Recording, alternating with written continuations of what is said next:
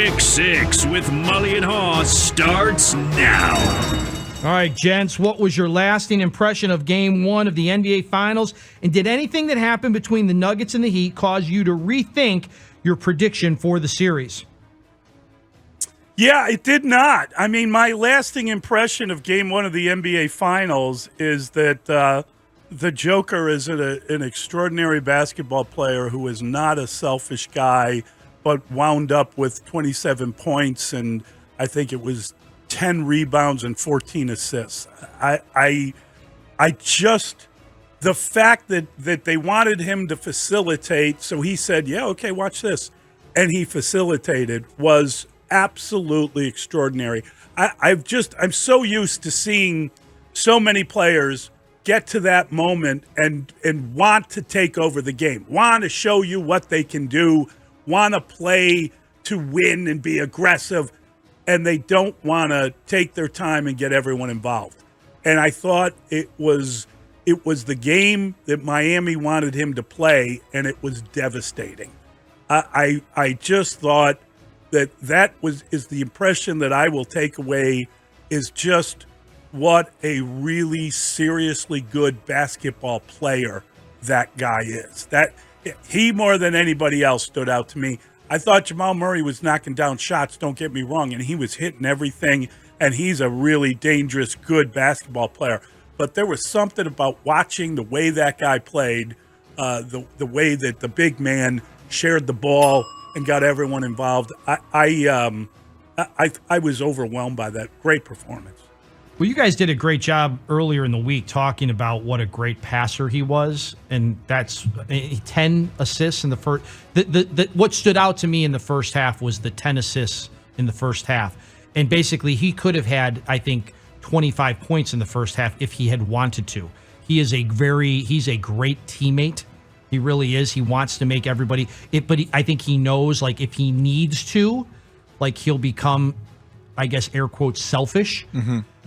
The final score was only 11, and I said yesterday, I don't need the points. I don't want the points. I'll take the 9. It felt like 22.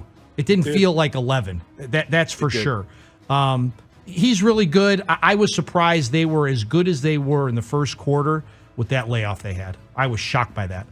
I expected Jokic to be that dominant. Maybe it was just looked easier than I expected, but I think everybody knew about him. What impressed me, I think, was watching the way that this Nugget team played around him and just how, I don't want to say unconventional because it's almost the norm, but this is the ideal NBA lineup.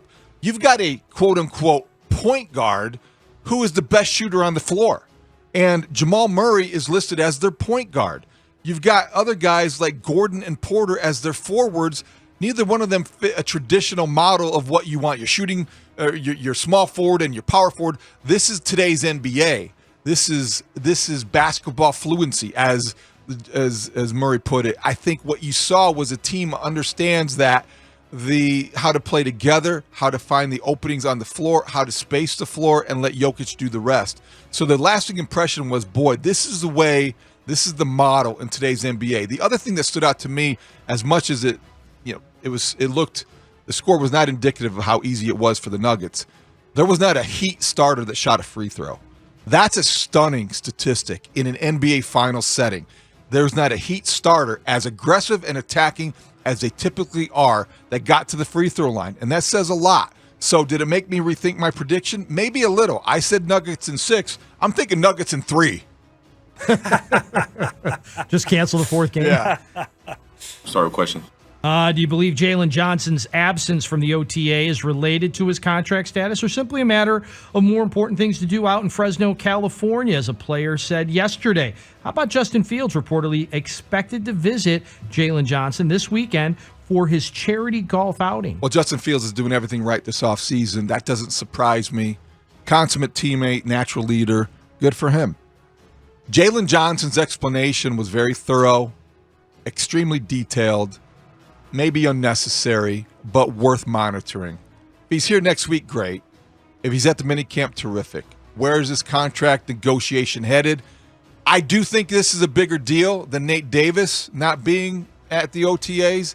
I think it's something that is, probably will take care of itself.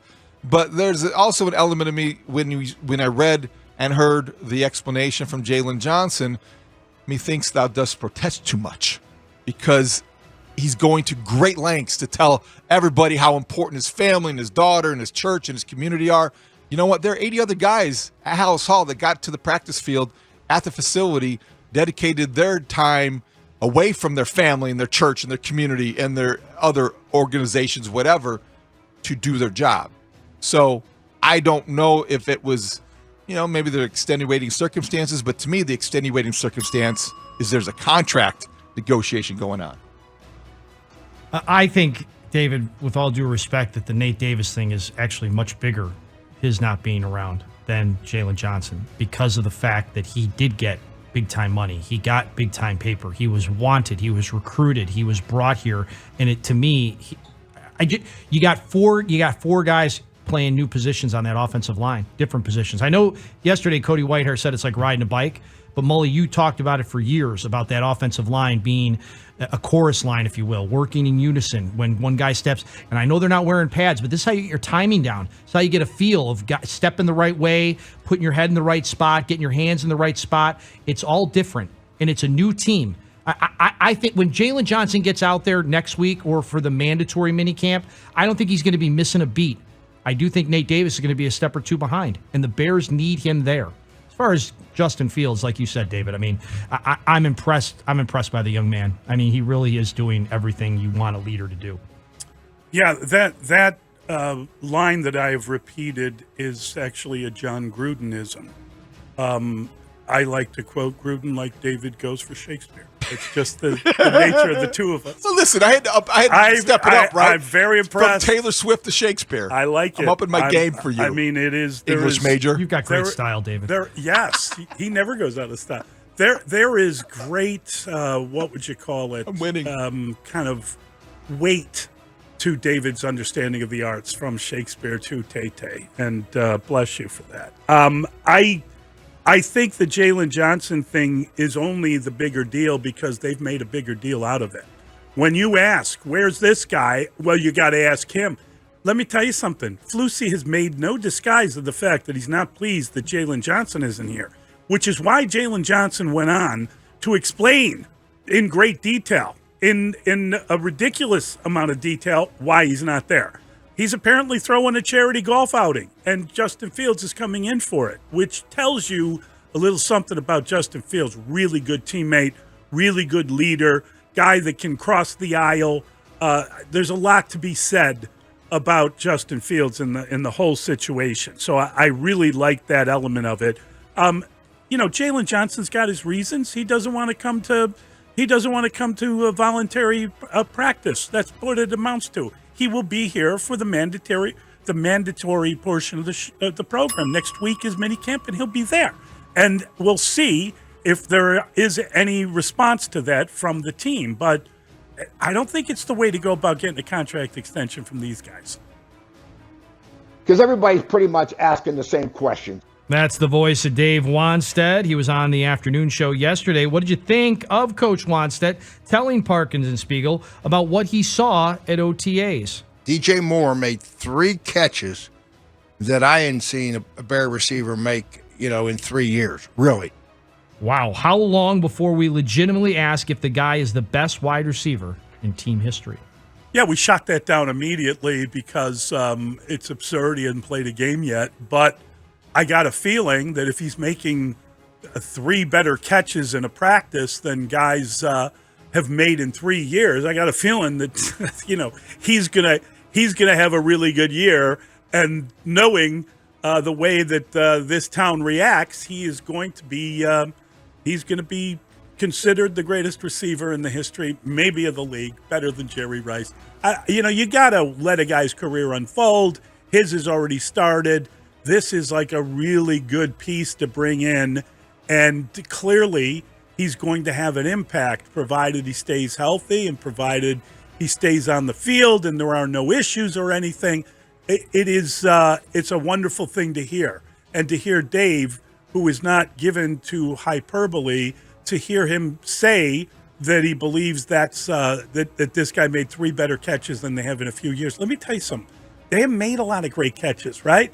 Can you think of any really spectacular catches? I can think of as many bad plays and as many drops as I can great pick plays.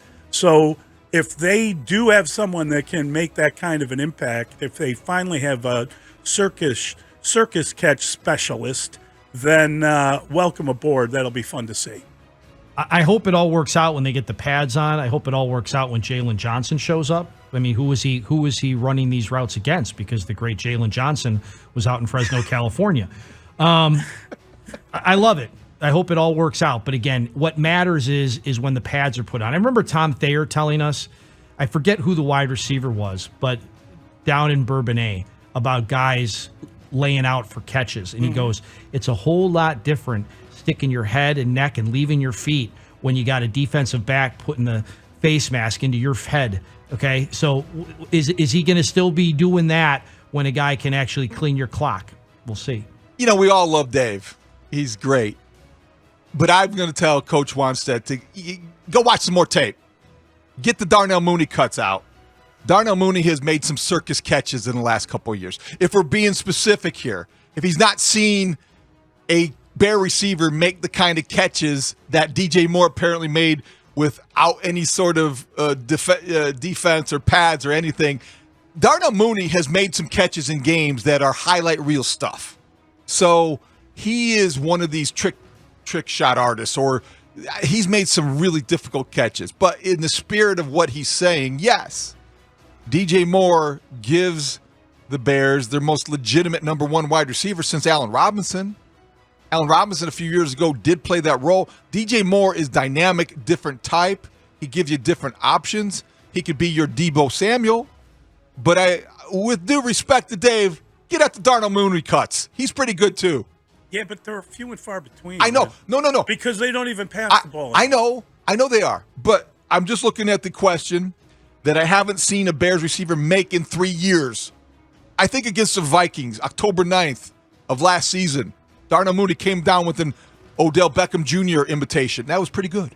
Pretty good. So is the Odell catch the best you've ever seen? Yes. Is that what you're saying? See, I think that the one against Dallas where he reached back and caught that ball, that was one-handed. That was unbelievable. Have you ever seen one better? I know those guys practice that all the time, but no, I don't think. I think that, I guess I would say the helmet catch in the Super Bowl. That was kind of fluky.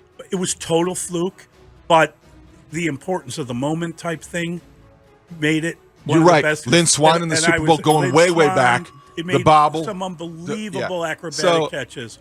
I think what I'm telling Dave wants to do is just watch more tape. But that's we should talk about that at some point. Okay. The greatest catch you ever saw. That's a good exercise. Yeah. Boy, that's a good question. All right, that's the voice of Ron Coomer. He's going to be here at 9. What do you make of the ESPN report that Justin Steele might only miss one start with forearm tightness that, according to the network, isn't considered serious? Can you exhale now? And if not now, when? I'm going to still hold my breath. I don't want to be a Debbie Downer.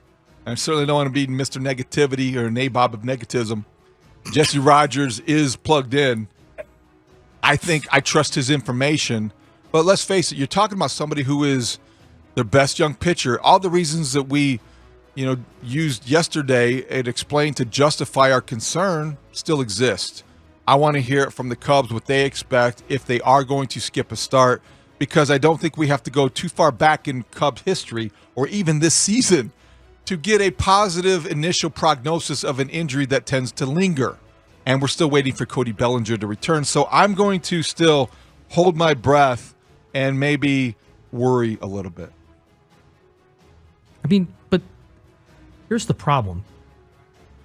I speculated that he was going to miss one start just to be cautious, and that was going to be it. So, I mean, what? Because Jesse's been told by somebody.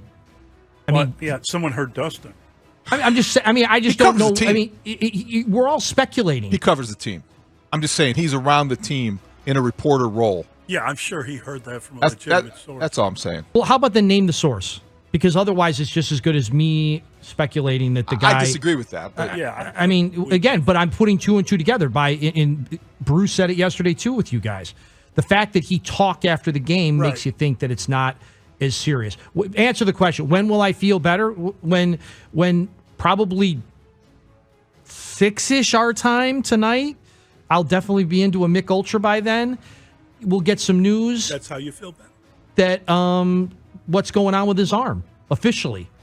Yeah, I got to tell you, I will feel better when he's back on the mound. When I actually see him. If he misses a start, when I see the second start and he's on the mound and he goes and does a great job and is finished, and then I'll feel good. But I think that David is on it here. The problem we have is there are 2 examples. Nico Horner, we saw him running around the bases and wince, and we're like, oh, and then they said, you know what, Nico, he's got like miracle hamstrings. They never really, they sometimes look like they go, but he feels great later and everything's fine. And then he was on the IL. And we saw it certainly with Cody Bellinger, who is still on the IL, where his knee buckled, and you thought, oh, God, there's a guy whose knee looks he's like fine. he really, he's fine. That happens sometimes with him where he's got the trick knee. Whatever they said, he's still nowhere to be found, that he's still not running. That's a little minor thing in baseball for guys with knees. What, running? You need those knees. Yeah. If you're going to be playing the outfield. Jumping? Running, it helps. Yeah. So that, if you remember initially, in both cases, they had to go back and put him on IL. So if they announce, well, we're just going to skip a start, don't worry about it, I'm going to be wondering the entire time, when does he go back on the IL? So you won't even believe it then? Retroactive. No, tonight, when you're tucked into your beer, I am not going to feel good about it until after he starts a game and gets through it without having to come out of that game. Yeah, I think that's when I'll feel a lot better, too. So you can plan your next podcast, but we're going to be worrying while you are celebrating. Yeah, you plan your podcast, and we'll just have retroactive type of reaction. How's that? And it's a pick 6. How do you think the 5th place Cubs will fare against the 4th place Padres, one of baseball's most disappointing teams at 26-30? Keeping their respective divisions in mind, which team would you say has the better shot at making the postseason field as we sit here today? I'm not feeling great about the Cubs on the road, frankly. I really liked what I saw from them in the homestand, but I didn't like the previous series. I haven't liked the way things have kind of gone off the boil for them. The Padres, just because there's another team that is disappointing doesn't mean that makes you better than them, right? So I will respectfully kind of tell you that I think the Cubs and the Padres are disappointing, and I don't have a good feel for whether or not they're going to win this series.